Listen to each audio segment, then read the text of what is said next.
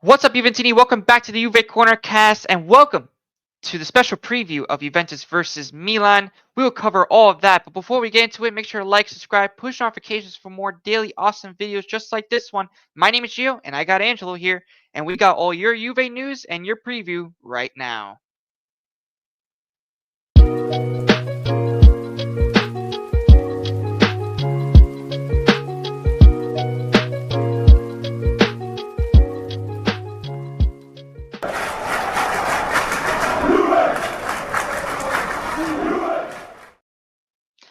Yes, guys, and welcome back. Welcome back to the Juve Corner cast, everybody. And like I said, this is your Juventus versus Milan preview with Angela here. So, Angela, let's go into it. With the preview, let's go. What do you think? Look, it's a it's hopefully a redemption match for us. We got to come out on top this time. So definitely a lot to play for, a lot on the line for Motta. But it's going to be exciting. I'm hoping that we bring the energy and the fight to them, and I'm excited to see what comes out of this match because if it was me out on that field, I'd want to come out there and win that game. I'm not walking away with the loss. But let's see if Juventus could do that and really turn heads this match. Yeah, no, exactly, and that's the biggest thing. Is to really be ready for this match against Milan, and it's going to be a big one because, like I said, we tied against Atalanta. Like I said, in Motta's under pressure. I think also the players are under pressure too, which is a big deal. And also, we might not even have Colomani there. What are your thoughts about Colomani supposedly not even being ready and registered actually as well? So, what do you think about that news as well? Look, I mean, definitely a definitely not the best thing you want to hear, especially because we're all excited to have him a part of the club. And what was, I mean, to be honest, it's disappointing, but it's not like it was planned for so long that he was supposed to come to that match. It was a very unexpected, not unexpected, but like quick transfer that happened. So it doesn't really hurt as much as if it was planned for months and it was like very like well known that he was gonna come and he was gonna play. It I think it was just more of a say like an icing on the cake that he would have been there for that match. But in that situation, taking a little bit of that icing off, it's not really gonna like kill me as much. It just would have been like, oh nice, we would have had him quick. He would have been ready to play. Like just the excitement of that really it was there for him. But it's just a little disappointing that he's not going to be able to play, and maybe we would have seen something different that we haven't seen in the past with him there. But unfortunately, Yeah. looks like we're not going to have that. So we just gotta doesn't matter. We still got to come out and play the best we can and walk away with the 3 points. Yeah, no, and that's the biggest thing as well, is that I think that he's going to be like a big impact player for Juve. I still believe it too. But the thing is, I've been hearing a lot of rumors about Motta changing the formation and possibly the tactics and maybe the position of some players as well, as we were also talking about before we started the recording about about Yildiz playing on the right side instead of playing on the left. Playing still Coop Miners at the 10, which is very questionable. But also the formation wise, going from a 4-2-3-1 to a 4-3-3. What do you think about maybe Motta changing it to like a 4-3-3? Yeah, I mean it's definitely interesting, exciting, a little scary, like I said before in past videos and streams, where 4-3-3 is a very risk formation defensively. Offensively, it's a lot. You're getting the numbers forward, so you're creating opportunities. I feel that Mota kind of has to start doing that because a lot of people have been questioning his role as a coach for not putting as many balls in the back of the net. Although it's not him on the field doing that, it's his players that have to also do their role of finishing. But you got to have numbers around there to get more opportunities to score. And in order for him to really do what he can to save his job, is to put his team in positions where they can score. And if that means getting more numbers forward, then I feel he has to do that because of the talks that of the Mota out talk. So that may be why he's doing it. I personally think it's a very high possibility, but we that will be definitely interesting because we haven't seen really that from Juventus at all this season. We've seen a lot of 4-2-3-1 play and dropping back into a five back when we've went up. So 4-3-3 may be an interesting thing from Juventus, and who knows, it may work better. Yeah, exactly, and it might work better maybe in terms of attacking wise as well. Having a little bit more firepower, and also if Colomani is going to be there as well. I think may help in terms of getting the wingers as when we said in the Here We Go video of the Colomani video. That I think that with him coming into as well could really open up the wingers in terms of the creating ways up top and really could improve our attack once we go forward. And this, like I said, we played this Milan before in the Supercopa and they beat us. Like I said, they might be a little bit dangerous in this game, and they might want to go on and win it again. And like I said, they're going to be playing away from home too. You know, um, but as Juve, perspective as well. How do you think Milan's actually going to be able to penetrate us because of our defensive, tactics and stuff like that? How do you think that they're going to really penetrate us?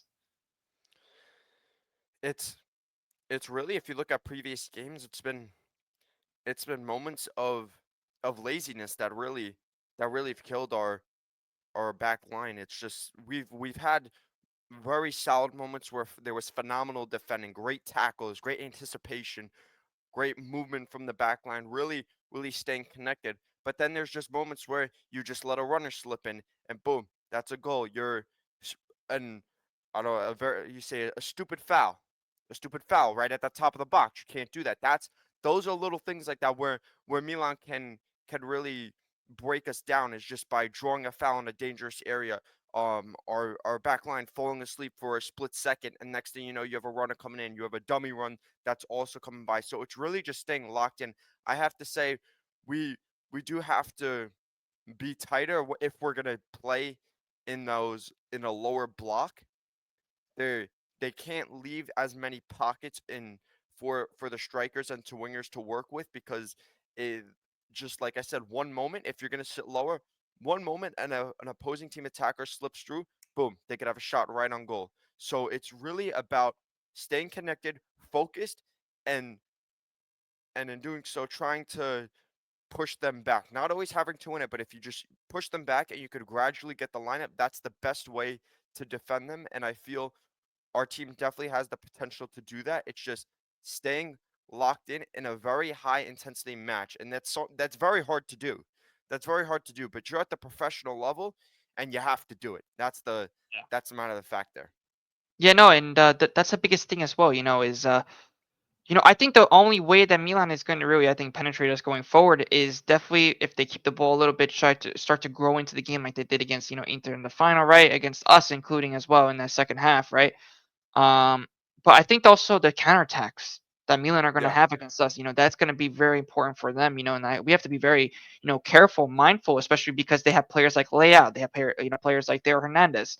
Like I said, they're not going to have Pulisic there, they're not going to have Morata there, but like I said, we're going to have our players not going to be there either. So, like I said, it all depends, I think, on the counterattacks and how also Sergio Conceição is going to be able to play as well with the Milan's tactics in the Milan way because he's going to try to sit back, I bet, and just try to hit on the counter because when Leao has space, he could crush your entire team, and that's the biggest thing when it comes to I think going against a club like Juve is that we try to play that possession type base, but if we lose it like if we lose the ball like in our half and you're giving basically a gift to Leao. Leao could just punish you for that. We have to be very careful when we lose the ball. We need to win it like right away.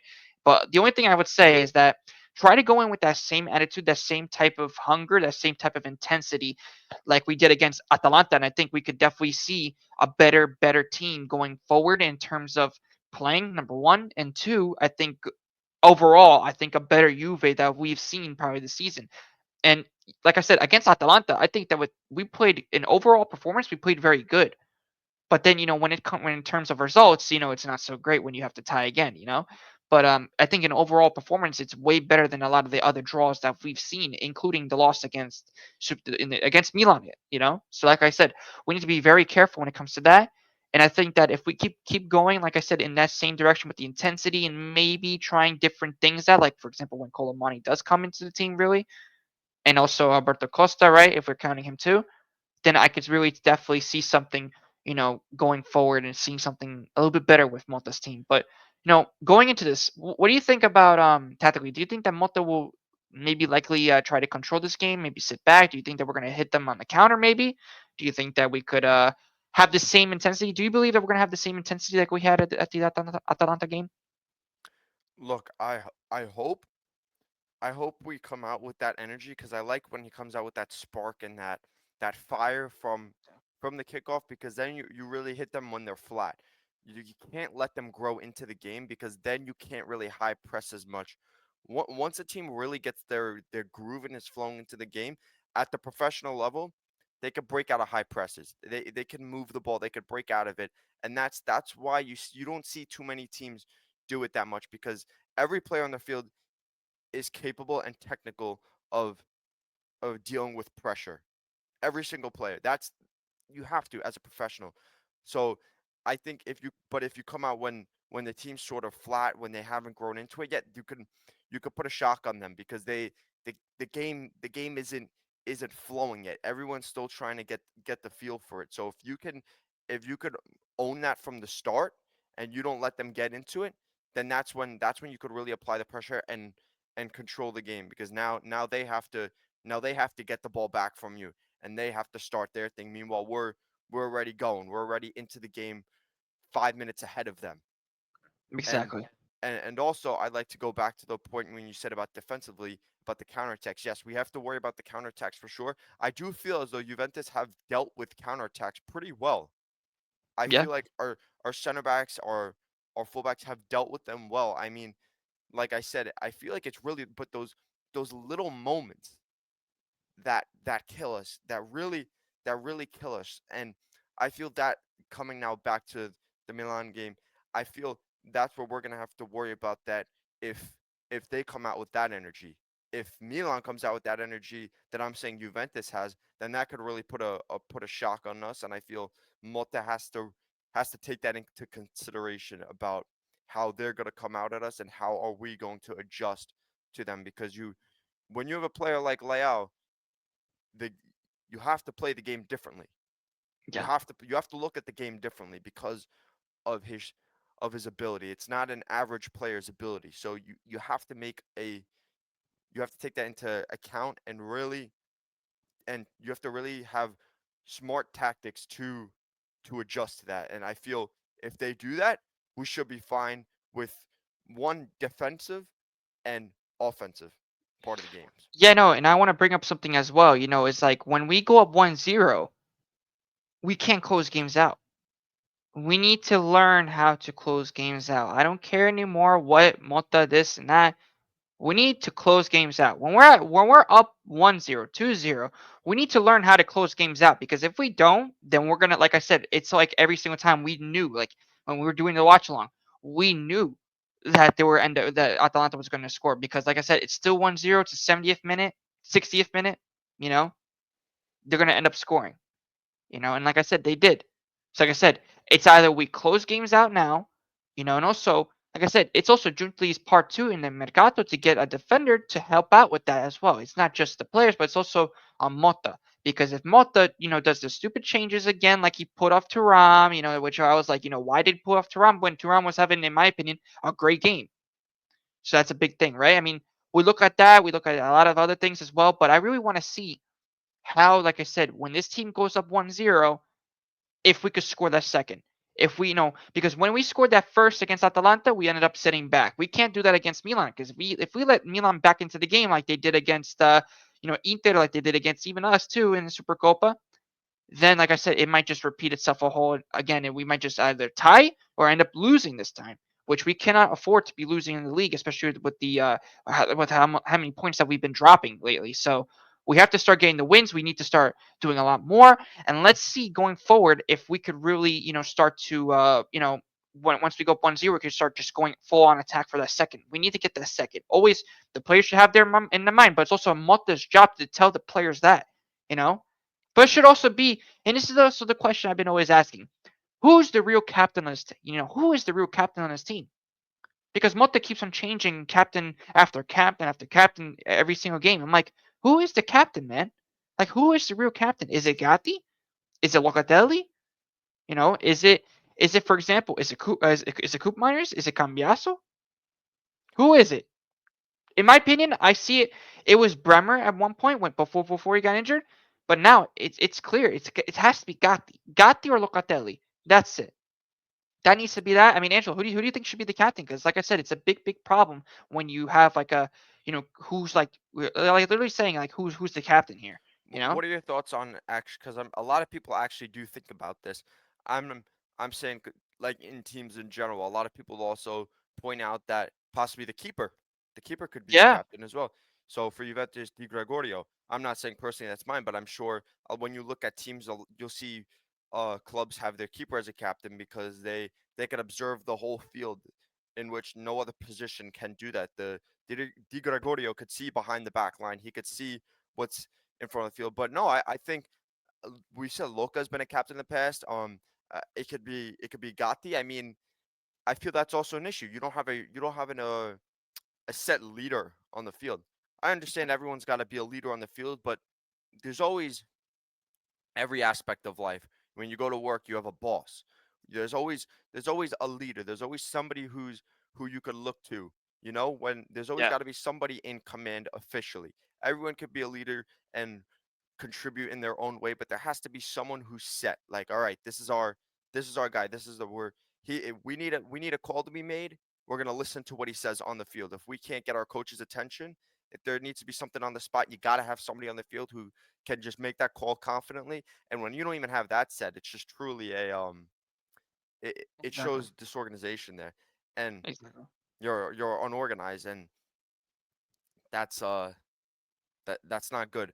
But the it's yeah, Yeah, man. exactly. Like I said, it's There's a no big organ. disorganization. There's no organization when in terms of who the captain is. And, there's no like I said, there's no leadership because like even in the press conferences, for example, when McKenny, a couple other guys were speaking, they're like, but that guy's supposed to be on that guy. Where's the leader to step in and say, "Hey, that's your man. That's your responsibility." You should be on him. You should be on him. There's no leader. Like I said, I don't see no leader. It's either it's Mota's fault too because he's the coach. He's the guy that has to make. He needs to make the. Like I said, there's no organization when it comes to this, and that's why I'm saying what is happening to in the locker room. What's happening in the locker room? Number one is Mota losing the locker room. Number two, because I've been hearing there's a lot of arguments and stuff like that. There's a lot of fights going on in the locker room in terms of disagreements. Um, but yeah, no, like I said, they need to figure out what's going to happen, and also we need to be also prepared for this Milan because, like I said, if we do the same thing like like we go up 1-0 and after that we just like stay 1-0 for a while, they're going to end up scoring or maybe even winning the game. So we have to be very very careful. and and also I'd like to add, like you just said a few moments ago about chasing that second goal. I feel like we should not be letting off. I don't really agree with park the bus at 1-0. No. You do I it like don't. a 3. You do it at like 3-0, Yeah, 4-0 max because like I said, when you're doing it because like I said, even at you have to 2-0, they chase can still that come back. second goal. You have to chase Exactly. that second goal. You gotta get it. You gotta secure as much as you can. And Yeah. as a player, you shouldn't be satisfied with 1-0. Like I said, when there was a person that says it in the comments as well in my other video, he said that you know that we should, oh, Atalanta, we should be scared of Atalanta. What are you talking about? We should not be scared of nobody. We are Juventus. We are the best club in Italy. We are Juventus. We shouldn't be afraid of no team. Atalanta, we shouldn't even be afraid of them in the first place. Like I said, step by step. This is what I'm talking about with the leadership and also the fans. Like, what are we doing? Don't Y- be scared. We are Juventus. We are a top club. We're always going to be a top club. Our history says that. Everything, the trophies, what it means, okay? We I are a top club. We are a top club, and we're going to keep on building to even a better club and a better club and a better club. But like I said, I need to see improvements in this Milan game. Otherwise, I'm going to be like, okay, what's going on with this project with Motta? I'm going to be questioning a lot. Giuntoli, Motta, the players, everything. Because for like I sure. said, we need to see a better performance than we did against Atalanta. I mean, like I said, I would say from the last draws, better, in terms of overall performance, but when in terms of results, not good. So And we need to fix that. and this is also something I'd like to add. If you're able to exploit them for to get one goal, now you're understanding where the weak points are. So now you Yeah, should be able to identify, all right, we could attack in this way, and that's how we could break them down to get that second goal. Once you get that first one, now you get the understanding of where the weak point is in the team. You have to you have to find the penetration point, whether it's on the flank, whether it's through the middle playing into your nine. There's once you get that first goal, you have to understand, all right, this is the weak point of the game. Let's Yeah. let's really push in that area. Let's exploit it. Let's make them adjust. Let's make them have to overthink and shift to that one area so that now they're so concentrated because they know that we know that's their weak point. They move their focus there. Bam, now we can exploit the other side. and Exactly. now and now we're penetrating over there, and then next thing you know they're completely broken down, and there's nothing they can do. There's nothing they could do because they know we're breaking them down in every aspect, in the midfield, in their in the when we're building out, we're breaking down their press, we're breaking down their midfield. Next thing you know, we're breaking down their back line, and we're in their 18 starting to put goals away. So that's really what happens after you get that first goal. You know the weak point, and now it's just a matter of fact, can we keep doing it? Can, Yeah. can we keep the ball, keep finding it, and just start banging in goals? And that's what Juventus has to do, because these 1-0 games that are turning into ties are just ridiculous. Because when you score the first one, you did the hardest part. You you found the weak point and you successfully penetrated it. And you open the game up in the meanwhile as well against the opponent. So Exactly.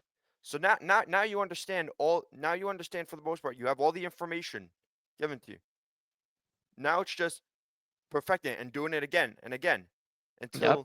until those 90 minutes are over. And that's that's what the game is. It's not complicated. It's simple. Yeah. It's simple, but Exactly. we make it complicated. Yep. Because And, we don't and know how to close games out. We don't know how to close games out, and that's also on the manager and that's also on the players. So like I said, you know, let's see what happens in this game. I really hope that we actually go out there with fighting spirit and we actually win a game, yeah, especially against Milan. It's very important. But we I want to talk to you about predictions. What's your predictions? So what are your thoughts about ooh, Juventus Milan predictions? What do you think? what are you asking me? My score prediction right now? Score prediction and who's going to be able to score? Interesting. So definitely, definitely is going to be a tough one. I know last week I said 2-1. I think you also said 2-1 for the Atalanta game. Yep. This a this is a tough one. I've been thinking about. I've been varying between possible, I'd say 2-1 again, a 1-0 win in Juventus, or another 1-1 draw. I don't really see. I mean, if they really turn up and play how we see, they could start putting in more goals, and it could be a maybe a high scoring game, but I don't know if that's the case.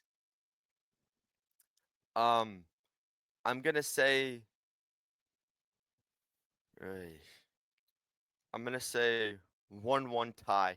I don't really, I'm not really feeling a win from this Juventus side, especially the way AC Milan has had the ball rolling. Yeah. I'm going to go, like I said, it's hard because, like I said, you don't know like I said, if Colomani is going to be there, maybe we'll see if the impact. And Alberto Costa will come in the second half probably. So, Yeah, and that also, yeah, depends on the players that are there. I mean, that's very hard to do without like knowing the knowing the lineup concrete, 100%. yeah, yeah. Yeah, it's a So very hard thing to do. I'm gonna go with 2-2, 2-2. Juve Okay. 2, Milan 2.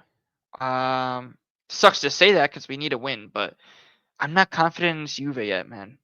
Not No. when I see something, And like I said, Milan, you already know they won the Supercopa. They, started their start. They won against Como, even though they didn't deserve to win that game. But going forward, I think, like I said, it's going to be, like I said, it's Sergio Conceição. When you're going up against Milan with a coach like that, you never know. And we have supposedly a bad record against Sergio Conceição, which is pretty embarrassing. But like I said, it all depends on the players. It depends on the manager who he puts out on the field. But I'm going for 2-2. And who do you have scoring for a hypothetical if they're out there? I'm gonna have to say, you know what? I'm gonna give it to Coop Miners. Everybody's been treating Coop Miners all this and that. I'm gonna say Coop is gonna score. I have a really good feeling that Coop Miners will score, and I'm gonna say Yildiz. Yildiz has been on fire. So Mine's Yildiz Yildiz and for the 1-1. I have for the 1-1. one, I'm saying yeah, Yildiz. Yildiz for the 1-1. Coop Miners for the 2-2. Leao will score, and I'm trying to um, maybe Reinders. Do you think Leao Reinders. may have 2 goals? Possibly. It depends if he starts. Yeah.